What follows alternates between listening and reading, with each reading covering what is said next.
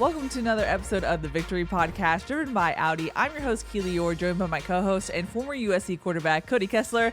Cody, nice to see you again, stranger. It's an exciting time in your life, but I'm excited to have you back on the pod to preview this bowl game for USC. Yeah, I'm excited. It's been a while. We have missed a couple episodes that we promised to put out. We put out some questions on Twitter, and then we didn't follow through on the episodes. But I am going to take full responsibility of that for good reason. And no, Yes, this time it is not because Keely's immune system let her down, or rarely. because she ate some gluten like she Yeah. has before. I am big surprise. We kind of kept it a secret, but Jordan Moore, if you're hearing this, he let the cat out of the bag a couple weeks ago. In his defense, Sua did too on one of the Trojan tailgate episodes. But I am now, as of last Saturday, a dad. So Woohoo! I wore the hat. It says dad on it. My wife got it for me. But yeah, my son, our firstborn, my first kid, was born on Saturday. Brooks Taylor Kessler is his name. He's 8 pounds 4 ounces at birth. Mama and baby are both completely healthy. Coda, our dog, has been great adjusting with him as well. So that is the reason why we have been gone. So I again apologize. Well, actually, I don't apologize because No, family this was. first. I do apologize because I have missed being around USC football doing some of these episodes. I know there's a lot going on. But yeah, no, family first. It was amazing. We had a couple false alarms here and there. The due date was right around the 22nd. We didn't know if we were going to get there. Then the joke I made about Jordan, he said over under of him being born on December 9th. Obviously, the over hit. He was born December 14th at 3:39 p.m. But yeah, I get emotional already talking about it. I've been a dad for 5 days now, but it's amazing. And huge shout out to, I asked her if she wanted to be on camera. She's over there and doing mom duties. She's sitting in the living room right now with Brooks and my dog Coda watching me. But my wife Paige has been absolutely amazing. For all you moms out there, you guys are absolute warriors. It was unbelievable to watch that whole process through. 9 months. The whole pregnancy, the challenges that were there, and then obviously the challenges of childbirth and all of that, and then having to be a mom right after that. Right, there's really no break. So she's been amazing. I know you guys are going to be great and tell me congratulations, but please show her some love in the comments as well. Her name's Paige, Yes. Paige. So try to get her to come on camera. She's sitting over there. I love her more than anything in this world, but she is absolutely amazing. But yeah, we have a beautiful boy. Brooks Kessler is officially here, and my dog Coda's a great big brother as well, so he's still going to come up here and say hi on the podcast a little bit later. But yeah, it's been a huge blessing, and we're just so thankful. And it's crazy. I don't know. I'm excited to do this episode, but I'm just as excited to get done and go hang out with them tonight too. But I did miss you guys, so thank you guys for being patient with us. But yeah, that's why we've been gone. My mouth hurts from smiling so much, Cody. I I'm know, just me so too. happy for you My guys. face is all red. Like I'm so like it's just like I'm all jolly and excited to talk. I couldn't wait. And obviously Keely knew throughout the whole process and Yes. close family friends, like they were in the loop, but we were not keeping it a secret. But I'm just not a huge, put my personal life on Yeah. social media or put it out there. I kind of keep everything secretive. But yeah, no, he is here and it's awesome. He, like I said, he's 5 days old now. And I'll tell you what, any parents out there too, we're doing great. My wife's been amazing. We read all the books. We sell everything we needed to see. We've been, getting ready for this moment. But nothing can truly prepare you, but all the parents as well. Please, say congrats to my wife, leave her some love, but also your best parenting advice. We are open to that. We will take it. Knock on wood. Hopefully it stays the same, but he's been great. He's been pretty good with his sleep schedule and feeding and all of that pretty consistently. Now I know that may change soon, but it's just like football. I'm excited for the challenge. It's just, as a former player, as someone who's as structured as I am, it's just you're learning on the fly, but you just love it so much and you embrace it, and it's just been amazing. So yeah, I'm a dad now. Like I said, our first kid, and we got a Woohoo! baby boy who's so future. I don't know. I'd have to do the math, but he'll be Rose Bowl What class? MVP in what 20. What would it be 2040 something? I don't know. In Maybe. 18 years from now, but we'll see him hopefully doing that soon. Well, I also need to thank you and Paige, Cody, because like you said, you did this all throughout her pregnancy. You are the one who wants to do this preview podcast, by the way. I'm not forcing you to do this. I didn't want you to do this. You're just that dedicated. So thank you for all the hard work and continuing to do all this. I mean, you were prepping for the podcast we were about to do when you had that labor scare. So that's where everything went. But thank you for all the hard work is my main bullet point there. Oh, I appreciate it. No, and I wouldn't be able to, like I said, if my amazing wife wasn't as great as she is. She's over there right now, and like I said, they're sitting in the living room right now watching me do it. So it's a cool moment for me. But no, hey, my son's got to learn. it's a football household. The show goes on, right? I'm teaching him right now already. He's going to learn some X's and O's, what it's going to take to beat Texas A&M. But yeah, no, all jokes aside, like I said, my wife has been absolutely amazing. And to all the moms out there, you guys are the real heroes. It's unbelievable. You guys are the real MVPs. As a dad, you kind of sit there, and I told Keely about this a little bit and talked to my friends and family, but it's tough because as a mom, she is, the one that's pregnant and going through everything, and your life changes completely, both mentally and physically. And as a dad, you're just trying to be there and support, and that's all you can do. But it's very limited, so I try to do everything I can for her around the house, or, get her whatever she wants to eat or whatever she needs, and just help her, mentally. But like I said, all you moms out there are the real MVPs. You guys are superheroes. I saw my wife, and I love her as much as I do. And that was just multiplied even more, which I didn't think was possible. But seeing her, become a mom and go through all that, and as much of, a rock star as she is and as tough as she was great to see. So shout out to all the moms out there. But yeah, like I said, any comments you guys got, please, leave some love for my wife, but also give us your best parenting tips, things you wish you could have gone back and told yourself when you had your first kid, because we're all ears. But yeah, no, Keely's been great helping me throughout this whole process. Everybody at USC obviously knew, so they adjusted around my schedule. But like I said, it's exciting now. I get to do my first episode as a dad, but the show goes on. We got a bowl game coming up. We got to go out and beat the Aggies. Yeah, we do have a bowl game to talk about. And might I mention, it's always our luck, Cody, that whenever we have to have a break podcasting, so much news comes out. It's just I know. It's Murphy's Law in that sense. And we are fully aware of it. We have Twitter. We know what is happening. But because Cody is a new dad and there's limited time, obviously, right now for him, we just want to make sure we get the game preview out, get our normal broadcasting schedule out before the bowl game happens on the 27th. So that's what we're going to do for this episode. We'll be back soon after the bowl game to talk about everything, especially once hopefully the madness kind of settles down a little bit. But I just wanted to put that in there too as well, Cody, for a scheduling update, because I know we've gotten tweets like SOS, please come back Victory Pod, but we're also trying to respect Cody's new dadhood in that regard as well. Yeah, I've got to get a little bit more into a flow with all this, get the hang of it. But no, we have. It's been great. It's obviously been a couple days now, so we're learning everything we need to know. But yeah, there is a lot of things happening, and Keely and I have talked about it. I've talked about it with some former teammates, and everything kind of going on with USC football. A lot of highs and lows right now. That's where you really have to learn to kind of stay in the middle with this new transfer portal era, because you're going to lose some players that you love, but you're also going to get some players that can make an impact right away. And we're seeing both happen here early. But yeah, we're going to talk about all this. And funny story too, real quick, I was doing all my preview, and very excited to talk about some of these high school players coming in. I think they get forgotten a little bit with all, can some of these transfer guys come in and play right away? But I was doing my film breakdown for all the new signees, and then we had some contractions going on, rushed to the hospital. I said, Keely, we're going to have to postpone this.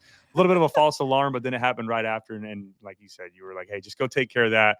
We'll get this episode done later at a later time. But yeah, we will. After we do this, get back to questions, and I'll give, I want to give a real authentic take on the state of USC football and the season as a whole. We'll do that as an episode. And then we'll also talk about some of these transfer guys as well as the high school players coming in. So a lot to talk about coming up, but this episode will strictly be just a preview episode and everything you need to know about USC versus Texas A&M in Vegas. Alrighty, well, before we jump into the meat and potatoes of our game preview, just a couple reminders. Be sure to subscribe wherever you get your podcasts. And if you ever want to get your voice heard, be sure to look out for a tweet or a question box either on Twitter or Instagram.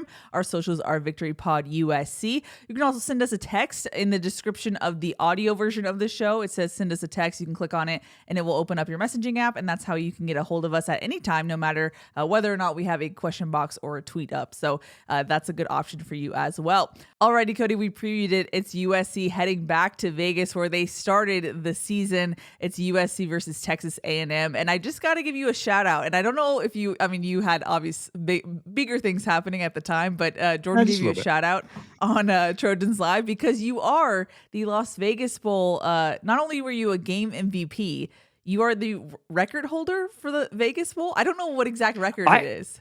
Yeah, I didn't know that either until the Vegas Bowl tweeted it out, and then they posted on Instagram as well. I have the most touchdown passes in a Las Vegas Bowl game. This was back in 2013. So yeah, I threw 4. It was actually all in one half. This was in the first half too. and then we kind of slowed down a little bit, but that was 2013 against Fresno State in Vegas.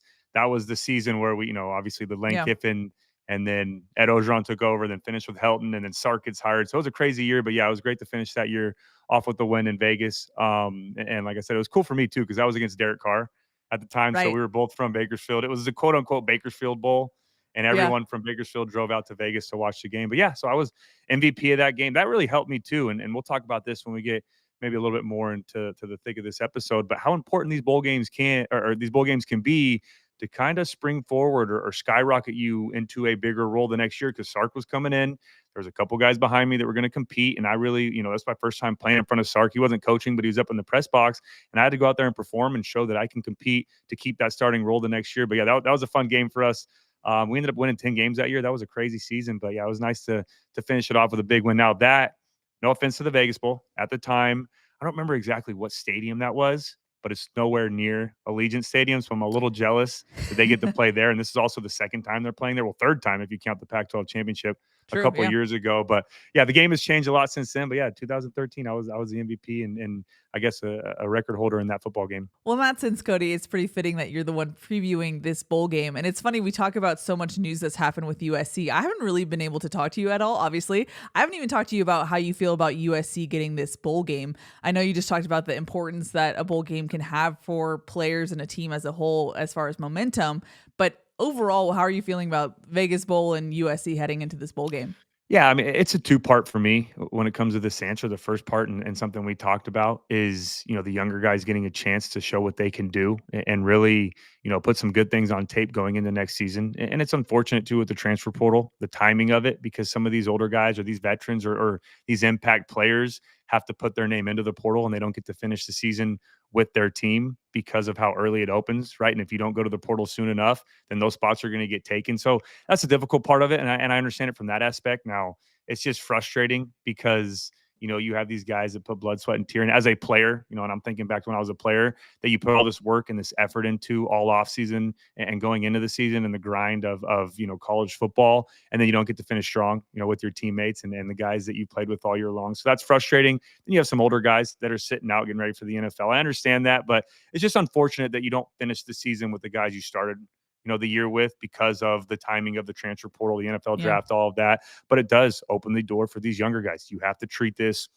as an early spring ball, as an early fall camp, as an audition for next year. Like I said, I was a starter my sophomore year, but I knew a new coach was coming in. I knew there were some good guys behind me that were going to compete and coming for that starting spot. And I used that bowl game as an opportunity to show what I can do, and it worked in my benefit. And really helped me establish myself as a starter going forward for these younger guys. If you're not a starter and this game doesn't count towards a redshirt year, so it's a free game for everyone to get to play in. And I'm sure Coach Riley and this coaching staff are going to rotate a lot of guys. The goal is to win the game, but it's also to see what you have on this roster going forward, especially these core guys. So you've got to take this opportunity as a big moment, for your future here at USC, for the guys that are going to stay here. So I'm excited for that. And the other side of it, I'm excited no matter what bowl game it is. And obviously, I'd love for it to be the college football playoff. I'd love for it to be Sure. a New Year's Six bowl. And I don't even know if they do New Year's Six anymore because of the playoff kind of takes over all of those. But I'd love for it to be a lot bigger bowl game to play in. And I don't, no disrespect to, the bowl games that aren't playoff implications that aren't playoff games, but that's the goal for everyone, right? That's where you want to be. You want to be playing, have a home game right now or having a bye, winning the Big Ten and getting ready to play in the Rose Bowl or the Sugar Bowl, one of those games to have a chance to play in a national championship. But although we are playing in a lower bowl game, I love the opponent that we have. Texas A&M is a very good football team. They were very close to going to the SEC championship. They played some very good football this year, and they've had some quarterback controversy going back and forth. They've had some guys that are sitting out for this game, so it's not quite the quality of opponent that they were throughout the season. Same thing with us, though, right? There's some younger guys that are going to have to play, but overall, I'm excited for it. I'm more excited for the young guys in this game to get an opportunity, but also no matter what bowl game it is, I'm excited for the matchup. It's a quality opponent. It's SEC. It's Big Ten. It's something to get excited about. It's close to New Year's. It's after Christmas. So it's going to be a great bowl game. I'm excited for this one. Now, I know you're going to get into more detail, but on the whole, what do you make of this Texas A&M team? Because, they're 8-4, but the majority of their losses have come to top teams, but they also have a bad loss to Auburn. I'm just curious on the whole what you make of them.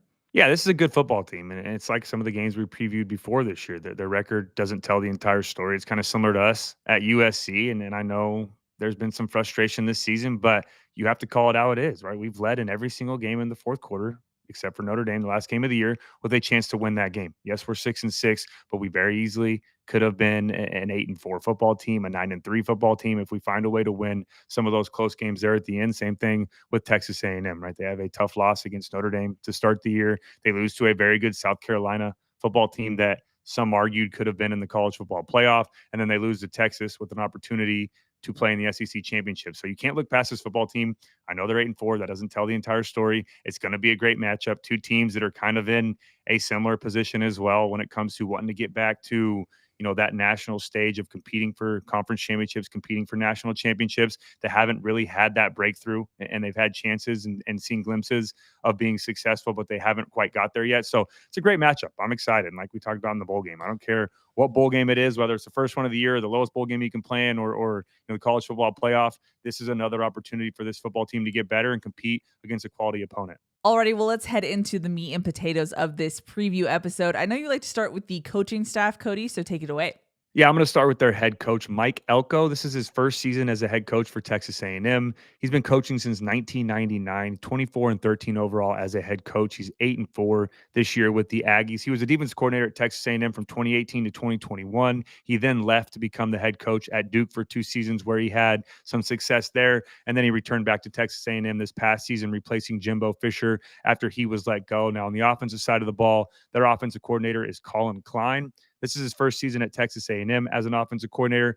Not a ton of experience as a coach. He's only been coaching since 2014. Some people also may recognize that name. Colin Klein was a pretty popular quarterback back, I think, right around when I was getting into college football. He was a pretty, common household name in the college football world. Klein played quarterback at Kansas State, where he had a lot of success in 2011 and 2012. That's actually where he started his coaching career as well. From 2014 to 2023, he spent all but 1 season as a coach with Kansas State. He was their offensive coordinator from 2022 to 2023 before coming to Texas A&M to be their OC this previous season. Now moving over to the defensive side of the ball, their defensive coordinator is Jay Bateman. First season as a DC for the Aggies. Has 25 years of coaching experience. Wow. He's been a position coach, a coordinator, even a head coach for a little bit in his career. Most recently, Bateman was the defensive coordinator at Army from 2014 to 2018, where he had a huge turnaround for Army's defense. I think they were around 90th or 95th when he took over. He then made them a top 10 defense. That's where he became a big name in the coordinator world. He was in the co-defense coordinator at North Carolina for a couple years. Then he went to Florida to coach linebackers from 2022 to 2023 before joining the Aggies this past season as a first-year defensive coordinator. Alrighty, well, I want to head over to the offense. Before we do, just want to give a thanks to Audi. What you expect from an SUV is a range of sizes to fit your lifestyle. Expectations matter, but exceeding them matters more. The Audi family of SUVs, progress you can feel. Alrighty, Cody, I know you like to start with stats, so where is this Texas A&M team through 12 games? Yeah, I think, obviously the stats don't tell the entire story, but they do paint a picture a little bit. But this one's a little different. And like I mentioned, they've had some quarterback controversy this year with Connor Wigman. Now they have Marcel Reed taking over as a starter. So these numbers are skewed a little bit. I think the offense is better when Reed is in there. But overall scoring offense, they're 30 points per game, which is 47th in college football. Total offense, they're 53rd in the country. Passing offense, haven't had a ton of success through the air. They're 94th in the country. And then rushing offense is where they excel. On the offensive side of the football, that's what they want to do, is run the football over the field. They want to use Marcel Reed, their quarterback, in the run game as well. They're averaging 200 yards per game, which is 22nd in the country. And then third down efficiency, they've been very good on third down, 45%. And fourth down, they're not afraid to go for it. They have struggled a little bit, but they will go for it on some of those got-to-have-it situations, especially when they cross the 50. They're 41% right now with their fourth down conversion rate. Now, when it comes to their key players, I'm going to wager that their quarterback Reed is on your list, Cody. Yeah, I'm going to start with quarterback Marcel Reed, 6'2", 180-pound freshman. He's my first Red Dot player of the week. 121 for 198, which is a 61% completion percentage, has 1,500 yards passing, 12 touchdowns, only 4 interceptions. Does a good job protecting the football as a freshman. He also has a threat on the ground, 107 carries, 501 yards rushing, and 6 touchdowns. He is a very good athlete. They can hurt you through the air. He can hurt you on the ground. He's a young player with a ton of upside and a ton of potential. When you watch the film, you can tell why they're so excited about him at Texas A&M and his future there with that program. He is dangerous, and that's just the best way to describe him. He's a dangerous player that you have to contain all night long. If you don't, or if you don't keep him in the pocket, if you allow him to get outside and create on the ground, make some throws on the run, take off and run, everyone takes off and feels like they've done a great job on defense and coverage. You turn your back to him, he'll hurt you and pop off a big run. So you've got to know where he's at all times and have someone spying him. And that'll be interesting to see what Lynn does in the middle of this defense if he has someone follow him around and know where he's at all times. Now, he only started 7 games this year. And like I said, 12 touchdowns, 4 interceptions is very impressive. They started with Connor Wigman to begin the season. He got hurt, so Reed came in and played a little bit, then went back to Wigman. He struggled a little bit, brought in Reed against LSU, and then he became the starter going forward, and he's most likely going to be the starter for the next couple of years there at Texas A&M. Now, when you look at the run game outside of Reed, my other red dot player this week is running back Amari Daniels, 5'9", 215-pound junior, 139 carries, 661 yards rushing, which is a 4.8 average, and he also has 8 touchdowns this year.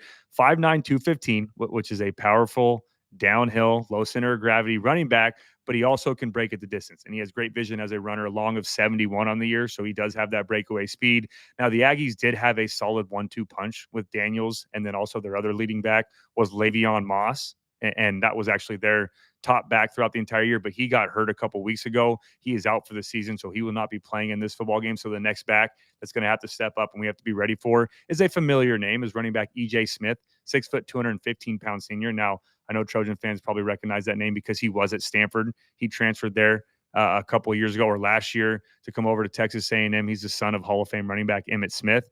And I think we previewed him before on one of our Stanford previews a couple episodes. I remember this, the last 2 years we have, but not a ton of production since he's come to Texas A&M, but someone we have to be ready for. 49 carries, 171 yards, but expect Smith to have a larger role with Moss out in this bowl game. Now, when you look at the pass game, their go-to guy and my third red dot player on offense is wide receiver Noah Thomas, 6'6", 200-pound junior. He's a matchup nightmare. 34 receptions, 545 yards, which is an average of 16 yards per catch. He also has 6 touchdowns on the year. He leads their team in every category with receptions, yards, and touchdowns, a triple crown.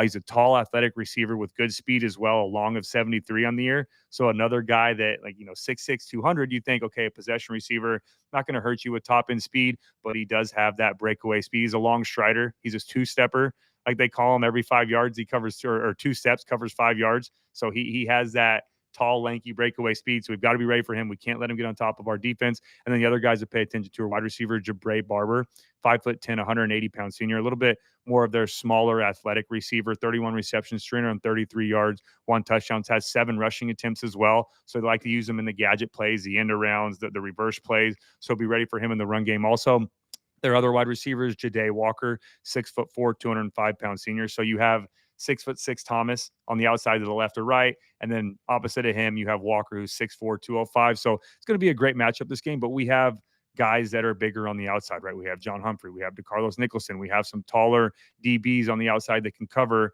some of these 6'4", 6'5" guys. So I'm excited for that and to watch that in this bowl game. Walker has 26 receptions, 299 yards, and 2 touchdowns. And then the last guy that we have to pay attention to is tight end Trey Watson, 6'5", 250-pound senior, 18 receptions, 238 yards, and 1 touchdown from that tight end spot this year. Now, looking at their splits and the stats that you mentioned previously, it looks like they are run heavy as an offense.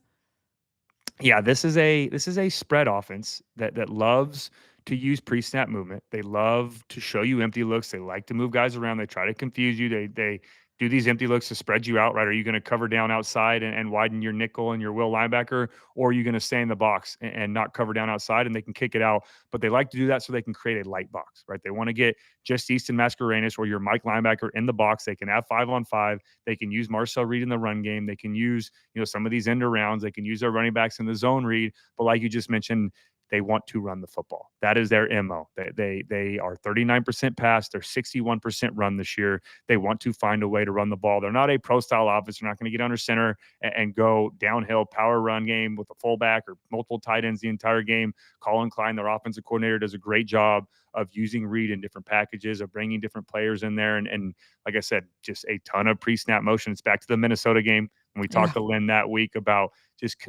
constantly go watch the Texas game. I think the first 10 to 12 plays, someone goes in motion every single time. They'll bring their running back from out wide, bring them back into the backfield to tell man or zone. Right? If a linebacker or safety goes out wide, they know it's man-to-man. If the corner's out there, and then they bump down with the motion at zone. Do a good job to help their young quarterback there, but they're constantly trying to get you on defense to communicate. They want you to think, okay, motion's going this way, bump over, rock and roll, do all these things, and then we snap the football. They'll do some fly motion. They'll let them get set. So a lot of that, but yeah, like you said, they want to run the football. That's what they want to do.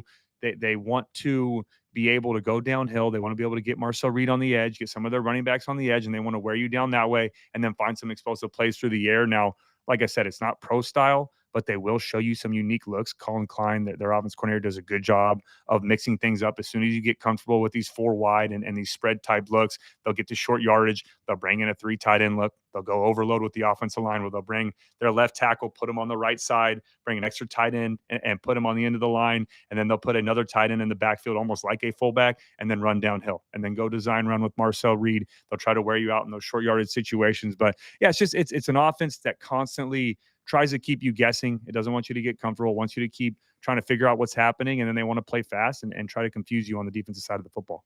You've kind of alluded to it already, but given that Reed is mobile, how does he factor into the run game?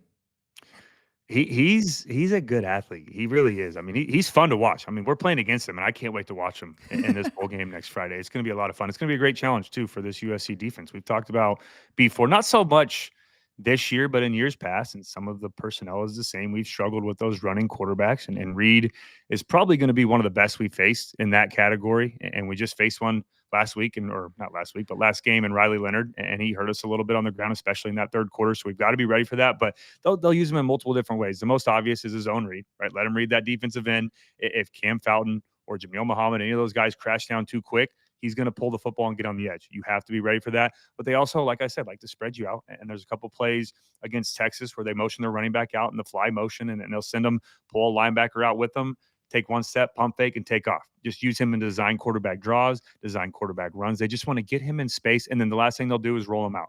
Right, roll him to the right, roll him to the left, whatever they want to do. Give him a pass option. And if it's not there, he's already outside the pocket, so he can take off and run or work the scramble drill. But he's dangerous. You go watch some of his highlight tapes. I think there's a play against Florida where this defender has him dead to rights, and he puts this move on him, and this kid's poor ankles were just, I mean, gone. It looked like me trying to run the football a little bit out there, but my man collapsed and just made great in and out move, put his foot in the ground, got outside, and then picked up 10, 15 yards. So you've got to be able to break down, contain him. You can't allow, and he's not going to run you over, right? He's a freshman. I think he's only 180 pounds. He's a smaller kid, but he is dangerous in the open field. So you've got to break down. You can't just lunge in there, go in there with an arm tackle. You got to break down and make sure he doesn't make you miss. But he's a good athlete. So we've definitely got to be ready for him in the run game. Now, I'll say this real quick, though, before we move on and kind of give a full breakdown of what he does in the quarterback position.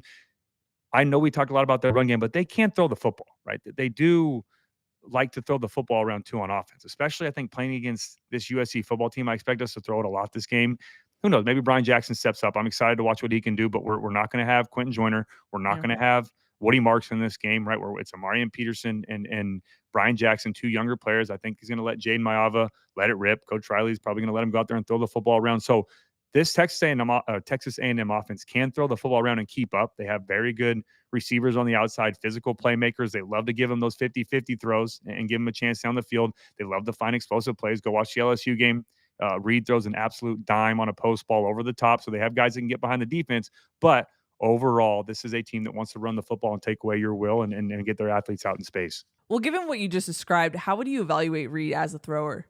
Yeah, he has a very solid arm. He shows flashes on film of being an elite passer, has very good arm talent. He's still adjusting to the college level, and you can see that as a freshman. He's got to get a little bit better with the timing of everything. He's got to clean up some of his footwork, and I think that will really help his accuracy. He's right around 61%, which good, not great, right? You'd like to see that number around 65, 67, even 70 are the really accurate quarterbacks. And I think that'll come with, like I said, some of his timing and cleaning up his footwork. But although he is a dual threat quarterback, you cannot overlook his ability as a passer. He can throw the football over the field. He makes some very high level throws. I wrote some of my notes and throws that stuck out to me that were NFL level throws as a freshman on film. There's a throw against Texas. If you want to go back and look at it on the opening drive, it was kind of a whole shot type play where he threw a ball down the sideline on the boundary. You had a dropping zone player underneath, and then you had a 2-for-1 corner who was following the inside route, peels off, and has a room to get back to that seam route down the sideline. But he put it on a line. It was similar to a whole shot throw. The other one too, he dropped the dime against LSU, like we talked about.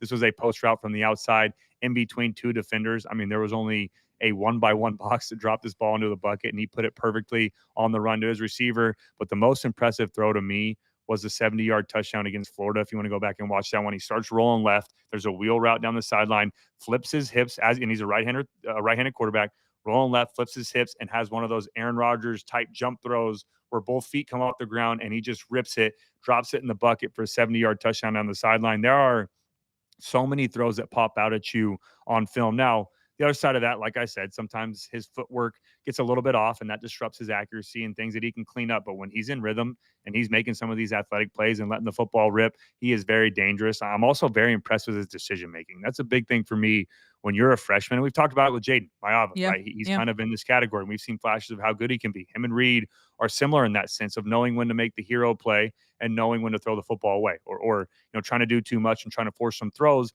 Reed has done a very good job of protecting the ball this year and not forcing some of those throws. Only 4 interceptions out of 200 attempts as a freshman.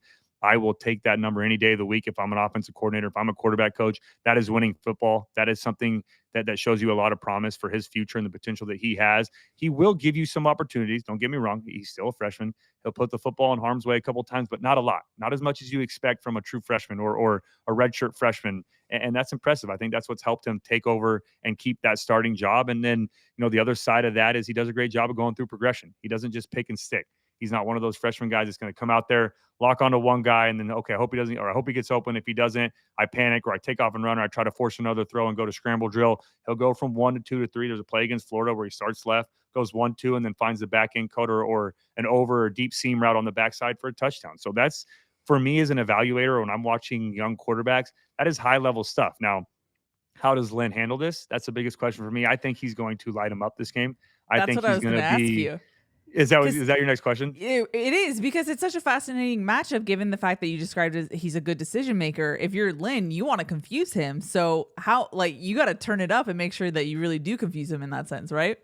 Yeah, you've got to. The best way to get to Reed or confuse Reed is attack this offensive line, right? They have a solid offensive line. They do a good job, but Texas did a good job of getting pressure on him, but containing him. I expect this week to be a Lynn masterclass in third down situations and obvious passing situations. Here comes the 8-man walk up, the 7-man walk up, the cover 0-1 play, the drop 8 the next, bring everybody, drop a D tackle, just constantly different packages. Now, I know there's going to be some younger guys playing, so it's going to be tough to be maybe as creative as he wants to be, but this is where Danton Lynn's defense is at its best, is when you play against a young quarterback. When you play against a quarterback like Dylan Raiola. Remember that game Yeah. where Raiola played well and had some big plays, but majority of the game he never got comfortable because he's constantly off balance, trying to find different throws, trying to move up and throw the ball on the run when he didn't need to, escaping the pocket when he had time because he was used to the pressure getting to him. We have to do the same this way, right? Now, the other side of that, though, and like I said, I fully expect Lynn to bring a lot of pressure and walk everybody up, especially in passing situations and third down, but you cannot lose contain.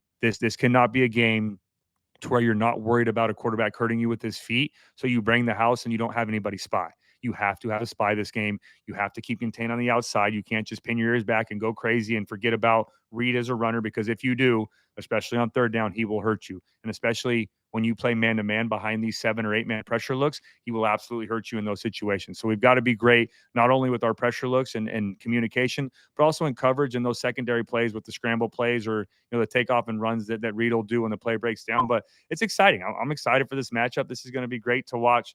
Danton Lynn go against another athletic quarterback and see how he prepares for this and handles a very, very good freshman quarterback. Well, given how we saw USC's defense attack Notre Dame and Riley Leonard, where's your Cody concern meter when it comes to a mobile quarterback and this USC defense? Yeah, I'm not as concerned about the quarterback or Marcel Reed in this game individually. I'm more concerned about him as a runner in those zone read plays, in those quarterback design runs, in those RPO type looks, and those draw looks, because that's where we really got hurt in that football game. Riley Leonard did a good job of taking off when the play broke down here and there, but where they really hurt us is when they got comfortable with Jeremiah Love, and I'm talking Notre Dame game, got comfortable with Jeremiah Love, got comfortable with Riley Leonard in those zone reads, those quarterback design runs on 4th and 1. That's a little bit of what Texas A&M will do. Now, Reed is not as much of a powerful downhill runner as Riley Leonard is, right? When it comes to his size and being able to use him in those short yardage situations, they want to give the football to their running backs in those scenarios. But when you have those downhill and like I talked about, the offensive line overload or the 3 tight end looks on short yardage, Reed can pull it and get on the edge if you crash everyone down and you commit to stopping the inside of the run game. So that's where I get a little concerned. And then, like I said, the zone read. That's for me the biggest thing that I'm worried about is if they start hurting us on the ground game with their running backs and we start committing to that and diving down a little bit, him pulling the football and getting on the edge and there's no one responsible for him. So that's where I really worry. And then, like I said, the taking off and running when the play breaks down, that's always going to be a factor no matter whether it's a dual threat quarterback, whether it's a quarterback that can just work the scramble drill. So I'm not worried about that. It's just, like I mentioned, more so the run game and those quarterback design runs where we have to fully be on our P's and Q's this week. Alrighty, Cody, I want to head over to the Aggies defense. Before we do, just want to give a thanks to Audi. Focus matters. Listen closely. The Audi Q8 e-tron's cabin is serenely quiet, so you can focus on other things like having tomorrow's technology today. The new fully electric Audi Q8 e-tron, how we get there matters. And at Ralph's, everyone wins when it comes to saving big because when you order online through the Ralph's app, you get the same great prices, deals, and rewards on pickup or delivery that you do in store. So no matter how you shop, you always save big at Ralph's. Ralph's fresh for everyone. Cody Kessler. Right on. Also, if you see me looking down, I feel like I'm looking all over the place. Can you notice me doing that, Keely? I have No. my okay, for everyone at home, I have my video of you over here and both of Okay. us over here on this side. Then I have my notes right here. Then I have my outlet sock of my son, which we have on this side, so I can Daddy see how he's duty. doing because he's in Yeah. his crib over there. But anyways, if you see me looking all over the place, that's why. But okay, back on Multitasking. topic. Going to the Yes. defense, multitasking dad here with the dash. Dad stash, we're The ready to talk dash. defense. Yes. Speaking of, I don't think you've addressed your mustache yet, by the way. Oh yeah, okay. We addressed it before we started recording, but I know this is okay. This is a good break We're because we're between already offense and defense. We're on a already too far tangent. gone. Yes. But everyone was giving me a hard time because I had a mustache early in the year. People liked it. Was it professional? Who knows? Had the long hair. Then I shaved it. Well, then all my mustache supporters in the comments, which I They read came all out the of the comments, woodworks. wanted them to come back. Hey, Kessler, where's your mustache at? Cody, bring your mustache back. I put it in retirement for a little bit, but I thought it was the right time to Mm. bring it back because I'm a dad now. I called it a dash. I just said it again a second ago. Dash is a dad stash, so it's only fitting. My wife fought me on a little bit. She loves it secretly. She won't admit it, but it is back to stay right now because I'm a dad and it's bowl game. It's the end of the year. We're letting Yeah. it go. I did all the professional, the haircut and all that, so we're keeping the mustache. So let me know in the comments too if you guys are for all my mustache fans out there that were advocating for me. I appreciate that to bring it back. It is now back and it's here to stay. You've got the dad hat and the dash, so you're in full dad mode now, which I love it. But we got to get back to what we're supposed to be talking about, which is Texas A&M's defense. Looking at their stats, Cody, what do you see there? Yeah, I appreciate you using my terminology there with the dash that I actually just made up a couple minutes before we started this episode. So I'm I didn't know TMing you that, by made the it way. up. Yeah, dad stash is now the dash. Cody Kessler coined that phrase right there. So if you want to Okay. use it, feel free. Just make sure you give me credit in the comments. But now going back to their defense statistically, again, kind of a similar thing as their offense. It doesn't tell the entire story, but it does paint a little bit of a picture. Scoring defense, they're giving up 21 points per game, which is very good, which is 29th in the country. Total defense, they're 64th in college football. Passing defense, 83rd in the country. They've struggled a little bit on the back end. They have some good players back there. They're a lot more effective in the run game, coming downhill, making some of those big hits. They've got a very good cover corner that we'll talk about when we get to their impact players, but they've struggled a little bit, giving up some of those big plays in the pass game. Now, rushing defense, they've really excelled in this category, only giving up 130 yards per game. And then on third down, they're only giving up 34% conversion rate, which is the top half of the country. And then on fourth down, they're right about in the middle with 51% conversion rate by their opponents. Now, when it comes to their key players on defense, this is where it gets interesting when we're doing a bowl game preview because then you have to factor in transfer portal and people sitting out. Normally, I think this is where you would preview some talented defensive linemen, Cody, but that's not the case for this specific game, right? Yeah, they've got some good players up front, but their key players, their top three defensive linemen, are sitting out in this game. So it's unfortunate for this Texas A&M defense, but it's very fortunate, depending on what side you're on, if you're a Yeah. USC fan, because these are three very good players, and we'll start there up front with their key players on that defensive line. Now, the guys that are sitting out are two of them are first round picks, and Nick Sorton and Shamar Stewart. Sorton, in my opinion, is probably going to be a top 15, potentially top 10 pick. He's a very, very good football player. He's an elite pass rusher. Stewart is a close second behind him. He'll probably be in the 15 to 20 range in the first round. And the third guy sitting out is Shamar Turner. He's sitting out because he's going to go play in the Reese's Senior Bowl game, getting ready for the NFL draft. And we've had some of that on USC. It's unfortunate if you're a fan of the team, but you've also got to understand it, right? These guys want to get ready for their future and they want to go out there and be available for draft day. But they do have some younger talent on this football team up front. The first guy is defensive lineman DJ Hicks. And this is one of the guys the head coach Mike Elko talked about by name, saying this is his opportunity to step up and shine. He has 14 tackles, 1.5 sacks, 1 pass defense. Another guy that he said by name was Rylan Kennedy, another defensive lineman, 6'4", 240-pound sophomore, 19 tackles, 1.5 sacks, 2 pass defense. One of my red dot players is another defensive lineman that has to step up in this football game. His name is Cassius Howell, 6'4", 245-pound junior, 35 tackles, 3 sacks, 1 forced fumble, and 6 pass defense. When you have a pass defense as a defensive lineman, that means tip footballs. That means getting up, getting your hand in the throwing lane, tipping it up, and allowing your defense to make a play on the football. And then another guy up front to keep an eye on for this offensive line of USC is defensive tackle Albert Regis, 6'2", 310-pound junior, 32 tackles, 6 pass defense. He does a good job as well as getting his hands on the football. So if I'm Jaden Maiava this week, can't just get comfortable throwing in your normal throwing motion. Got to find arm angles, work some sidearm, move a little bit off your spot, try to find some throwing lanes. You've got and my obvious advantage is he's a taller quarterback, so he can throw over some of these guys, but you've got to work different arm angles this week because when they get their hand on the football and tip it up, their DBs can make a play. Now, when you look at the back seven of this defense, the linebackers, the DBs on the back end, this is where you're going to see a lot of the red dot players this week. Now, we talked about some of their defensive linemen, their top 3 players sitting out, their core players, their impact players on the back end are all playing in this football game from what I've seen, right? I did a ton of research. This is probably the hardest episode every year to preview because of the transfer portal, Of course, because and of it's people sitting out. You don't know who's playing. well, it's funny because I actually talked to Lake McCree about it this week because he was saying I asked him to kind of preview A&M's defense, and he was like, I think he's playing, and same thing that you're going through, Cody. So it's not just you. It's tough. No, it's tough. But I'm going off of everything that I've read and who they've listed at practice, who they've seen at practice, and are expected to play in this game. But yeah, I've got 5 red dot guys in the back end, starting with their linebacker, Keely Eure, 6 foot, 235-pound sophomore, 75 tackles on the year, which leads the team, 2.5 sacks, 2 pass defense, 1 interception, 1 fumble recovery, a young player with a ton of upside all over the field. Already has 150 tackles in his freshman and sophomore year combined. Has 75 or 74 this year, 75 last year, so 149. But he is a productive tackler all over the field in the run game. We need to know where he's at all times. The next player is safety Dalton Brooks, 6 foot. Hey, shout out Brooks, 6 foot, 195-pound sophomore, Aw. 52. Yeah, hey, got to say my son's name again. 52 tackles, 1 sack, 2 pass defense. Very good football player. Another sophomore. This is a young core group, and there's only 1 senior in these next 6 or 7 guys I'm going to talk about. They've got some good players that are up and comers in this group and in this unit. And Brooks is one of those guys. They like to use him all over the field. He's listed as a safety, but you'll see him move around, and he's a tackling machine. He'll come downhill and be a big factor in the run game. The next one is my next red dot player, safety Marcus Ratcliffe, 6'3", 210-pound sophomore, 47 tackles, 3 interceptions, 1 forced fumble. He's a ball hawk on the back end, very instinctive player. Another red dot player is linebacker Scooby Williams, 6'2", 230-pound junior. He's a transfer from the University of Florida, 43 tackles, 1 fumble recovery, 1 interception, and 4 pass defense. Now, their best cover corner and another red dot player this week is cornerback Will Lee III, 6'3", 190-pound junior. That's kind of the theme now with these corners nowadays, those taller, lankier guys that can cover well. He is, like I said, the best cover player on this football team. Great instincts when the ball is in the air. Seems to always be in a great position in coverage when you watch the film. You watch the game against Texas, there's a couple plays where he's covering a guy on the outside with some double moves. He has those press release slant where you step outside, swipe across and then get back inside. He is always in the hip pocket consistently.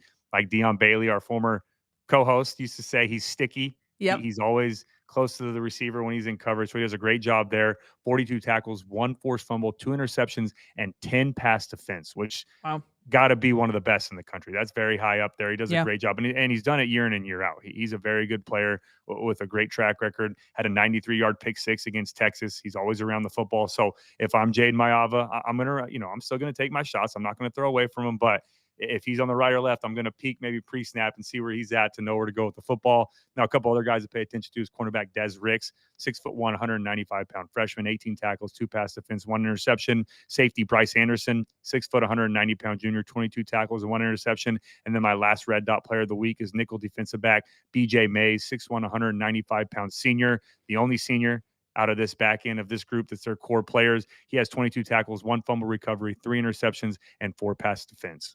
On the whole, how would you describe what this defense does? Yeah, this is another week of another defense that likes to show you multiple looks. It's a 4-3 defense at its core, and I expect to see a lot of 4-3 nickel going against Lincoln Riley and what we like to do on offense, but expect them to show you a lot of different fronts. They're going to show you a lot of different personnel groupings, and that just really feels like the theme of pretty much every college football defense we go against nowadays. It's the Lynn mentality here at USC, right? The versatility. Yeah. Can you be a hybrid type player? Can I use you as a defensive end, but also as a defensive tackle? Can you be a shade and a 3-tech, on different plays? Can you be a safety that can play nickel? Can you be a corner that can move inside? A Jalen Smith that plays all over the field? And Bateman does the same exact thing at Texas A&M. And he said this. He said, it's my job to find the best 11 players and put them on the field. Not the best corner, the best safety, the best linebacker, the best position or best guy at every position, just the best 11 players. Now, you got to have your defensive line body type, your linebacker, Yeah. your safety, your corner body types. But he says, I want to find the best 11 players, and then I'm going to adapt my defense to those guys and find schemes that work. Right. So that's something that we do here at USC. And I think that's the best way to go on defense. And that's why I'm excited about this matchup for Lincoln Riley going against, Coach Bateman, their defensive coordinator, because it's another game of cat and mouse. It's not a, hey, set in stone, this is what we do, and you've got to figure it out. They're going to try to one up each other. They're going to show you different looks. They're going to go back and forth and see who can find that advantage. Now, as a whole, this defense is the definition of bend, don't break. They want to force you to go the distance of the field. They want to keep everything in front of you. They want to force you to put together long drives and wait till you make a mistake. They thrive off of tackles for loss. They thrive off of negative plays. They thrive off of getting to your quarterback and forcing throwaways. They want to put you in third and long. They don't want to allow you to get ahead of the chains. They're 64th in total defense, but they're 29th in scoring defense, right? So they will give up some of those drives. But when it comes down to giving up a touchdown or having to get a stop, they do a great job there. Like I mentioned, only giving up 21 points per game in the SEC against a very tough schedule this year. That is impressive on the defensive side of the football, because it can be frustrating. Okay, we gave up 500 yards, but if you're only giving up 21 points or 400 yards or whatever it may be, but you're only giving up 14 points, 21 points on some of these big games, that is winning football, in my opinion, right? And you want to find takeaways and all that, but this is a bend, don't break style of defense. And like I said, Texas A&M does not want to give up those explosive plays, but it's USC's job to find them. That's why you go and get a guy like Lincoln Riley. That's why you bring in Jaden Mayava, who has the ability to push the football down the field, can also hurt you on the ground in the run game, right? And explosive plays doesn't mean just throw shot after shot, right? I want us to push the football down the field and use Jacoby Lane with some of those 50-50 throws. Let Mekhi Lemon get behind the defense. Let some of these younger players use their speed and show off what they can do in this offense. But you can also find explosive plays on the ground, right? You can use Mayava on the zone read. Let Brian Jackson, a guy that I'm excited about his future. Let Amarion Peterson, guys like that, show what they can do when they get a little bit of space and make a guy miss and really do a good job of finding those explosive plays on the ground. So whatever it may be, whether it's on the ground or through the air, we can't play into Texas A&M style and try to put together 12, 15 play drives consistently. You got to have some of those vintage Lincoln Riley 3-play 75-yard drives to force Texas A&M to get out of their comfort zone and keep up, because Bateman wants to constantly confuse you, especially at the quarterback position. Texas A&M is very good at disguising their defense, especially in the back end. What you see pre-snap will not be the same post-snap. They're going to mix in some man looks. They're going to mix in some zone looks. They're going to show you 2 high and then roll to 1 high. They're going to go to 1 high, drop a guy back and go cover 2, cover 6, cover 4. They're also going to show you some 1 high looks and then get to 33 double cloud and drop 8 and show you so many different things that you have to confirm what you see post-snap or what you thought the defense was pre-snap, confirm that post-snap, and not just pick and stick and let that pre-snap coverage dictate where you go with the football. What do I mean by that? If I'm Jaden Mayava or I'm a quarterback, my young quarterback's at home, if I see 2 high, but there's a linebacker maybe pushed over a little bit this way, or the corners don't look like they're in a cover 2 shell, my antenna goes up. Maybe this is something different. So when the ball snapped, keep your eyes on that safety for a second longer, confirm that he's staying back in a 2, 4, 6 coverage with 2 high safeties, or if they're rotating down. Because when you start guessing or predetermining where you're going with the football based off of pre-snap looks, that's where interceptions come into play. That's where sacks come into play, because you started left when you should have started right, or you start over here with your 1 high beater, but it is 2 high, right? So if I'm Mayava this week, show that you can do a good job of taking that next step, going through progression, confirming what you see on the defense, and then doing your best job to getting the ball to your playmakers in space. But it's going to be a fun matchup. Bateman and Elko, who Elko's their head coach, is a defensive-minded coach. You can tell they work together. They have a ton of experience as defensive play callers. So it's going to be a huge challenge, not only for Lincoln Riley, but Jaden Mayava in this USC offense. Now, it's interesting because Amarion Peterson and Brian Jackson are going to be USC's 2 main backs this game. And obviously, we're excited to see what they can do in the run game and their talent there. But when there are younger backs, sometimes pass protection is a liability. And especially in the context of what you just described, how Bateman wants to confuse you. Are you concerned at all about them having to pick up their pass protection responsibilities? Yes and no. Third down is definitely going to be a challenge, and we're going to talk about that here in a second. But early down and distances, I'm not too concerned. On first and second down, they like to get home with just a 4 or 5 man rush. You're not going to see a ton of pressure looks. They like to trust their front 4 to create that havoc and that pressure in the backfield. They will use some twist games. They'll show you 3 down, show you 4 down, the multiple fronts that we talked about. But they want to allow their defensive linemen, their defensive ends to create pressure in the backfield so they can hold up in the back end in coverage, right? And Bateman said in a quote before, it's my job to bring the least amount of players possible, but still create havoc in the backfield. But the thing this week for me that's interesting is they have lost 3 of their top 4 pass rushers, right? 2 of them Yeah. are getting ready to go to the NFL. 2 of them are going to be first round picks. The other one's getting ready for the Reese's Senior Bowl. So 3 of their top 4 pass rushers aren't playing in this game. Is that going to change Bateman's philosophy? If they're struggling to get pressure on Jaden Mayava, are they going to start bringing some of those safety pressure looks, some extra linebacker looks? Instead of just bringing 4 or 5, are they going to bring 6 or 7? Show you some cover zero. So we have to be ready for that. Now, I think he's going to stick with his philosophy and see if these younger players can step up and be impact players like some of the guys that they're losing, especially for next year, because you don't want to completely abandon your scheme. Yes, you want to win the game, but in these bowl games, you want to see what you have for the future, right? How are they going to play in my scheme and what we've done all year? How are they going to fit into this? And can I win with these guys up front? Or are we going to have to find some new guys in the portal, find some younger freshmen they're going to have to play? So I think they're going to stick to what they do, but I wouldn't be surprised if they're struggling on getting pressure on Mayava and this USC offense early on in this game. He may sprinkle or show a couple more pressure looks than what we're used to seeing from his film this year so far from Texas A&M. And another interesting wrinkle to that whole piece, Cody, is that we don't necessarily know who we're going to see on USC's offensive line, given that we still haven't heard from Jonah Monheim. Mason Murphy entered the transfer portal. Interesting news, though. Emmanuel Pregnon not only playing in the bowl game, but coming back for another year.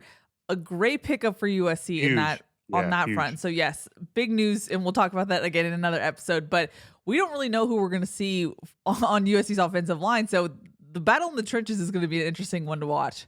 I mean, yeah, and we always talk about the continuity, the consistency, and getting used to building that starting 5 up front. They've done a great job of really building that momentum, but no, that's a great point. It's going to be interesting to see who's up there and what position each guy's playing. Is Coach Yeah. Riley and Coach Hansen now the new offensive line coach? Is he going to Yeah. move some of these guys around? Are they going to let some of these freshmen play different positions and take, a different look at guys at different spots? So it'll be interesting to see and something to keep an eye on. Now, the follow-up question that I really want to get to, based on your concern level, is what Texas A&M does on third down. What's your evaluation there? Yeah, this is going to be a huge week for this USC offense on third down. They've got to stay locked in. This is, another week that's the definition of a game within a game, right? That there's so many little games, red zone, third down, short yardage, third and long, second and long, so many games within a game. Third down is going to be a huge one this week. But the way that we can help ourselves is winning on early down and distances, on staying ahead of the chains, on winning on first down, creating positive plays on second down so we don't get in those third and long situations. That's where Texas A&M is at their best on third down. Bateman loves those situations because this is another week, and we've used the word so many times before, with Danton Lynn, with Wake Martindale, with some of these other defenses. This is a week where you're going to see a ton of funky looks. And that's Funky. a coined phrase here at the Victory Podcast. And that started way back when we previewed Danton Lynn at UCLA in 2023. That the best way, I think you asked me how to describe it, and I said it's funky. Yeah. That's the best way I can relate it. You're going to see a lot of exotic looks, ton of chaos by this Texas A&M defense on third down, a ton of moving parts. They're going to create confusion consistently. You don't know who to Mike. You don't know who the 4 down linemen are. They're going to walk 7 up. 6 of them are going to be stood up. One of them is going to be over the center with his hand in the dirt. Then they're going to overload one side. They're going to drop everybody out. They're going to bring everybody. They're going to mix it up, show you the same look 4 or 5 times, and show you different twists and games off of those looks. So it is a huge week for third down, but a big advantage that Jaden Mayava and this USC offense has in this football game is every day they face one of the best third down coaches in all of college football. Danton Lynn does a great job of showing you all these exotic, funky looks, creating chaos, moving guys around, showing you 7 or 8 man fronts, bringing them in cover zero, dropping them out, and only bringing 3 and drop 8. So he's used to seeing this in practice. Go back and use your preparation in spring ball and fall camp when you're going against Danton Lynn's defense to your advantage this week. Apply some of that when you're doing your prep. But overall, if you can pick up these different looks and these different pressure fronts and exotic looks that they use on third down, there are holes in this defense. And that's where you can find those explosive plays. When you go back and watch the film, though, some of these teams or the opponents that Texas A&M is playing doesn't capitalize on those because as a quarterback, and it's easier said than done, but it's difficult to find out who's coming, to mic the right guy, to down the right guy, communicate with the offensive line. And then you got to hurry up and beat the play clock. Now you have some younger running backs in the backfield, get the ball snapped, and then still confirm what you see post snap and make the right read and make an accurate throw. So it's a lot easier said than done, and it's difficult. But if you want to be the starter here at USC, if you want to be a high level college quarterback, if you want to be a guy that can go out and win these big football games against tough defenses, you've got to prove that you can do it. And this is a huge week for Jaden Mayava to go out there and show that he can get the job done, especially on third down. In your opinion, is it a disadvantage or an advantage to have this much time to prepare for a defense that does have those funky looks? Because I know that you can almost overload yourself too much, or is it nice to have as much time as they've had?